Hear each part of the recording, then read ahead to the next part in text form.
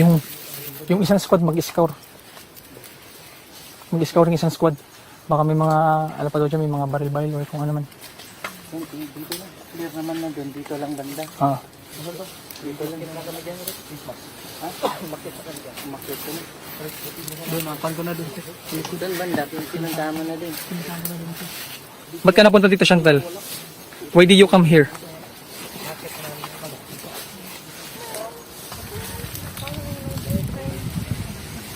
Not really my boyfriend. It's just He's a what?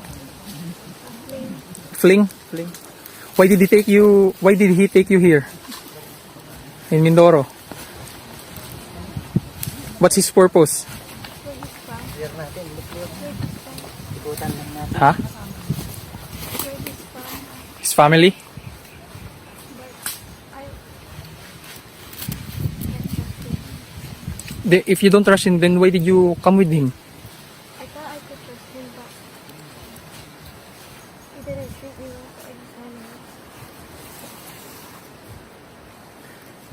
to. You tell us the truth. We're trying to help you, so you better tell us the truth, okay? Why did you come here?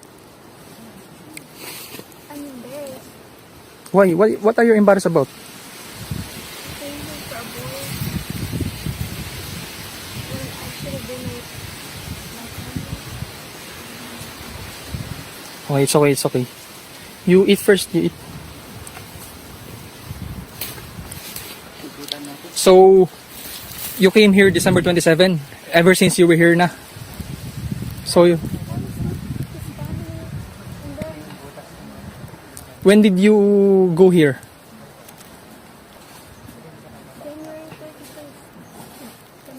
December 31st? When I ran away. December 31st? You ran away from him? No, January 1st. Because it was the morning when we got into a fight. And so I thought I could just walk away. But I got lost. I got lost here.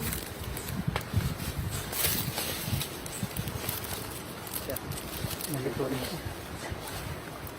Do you have cell phone in you?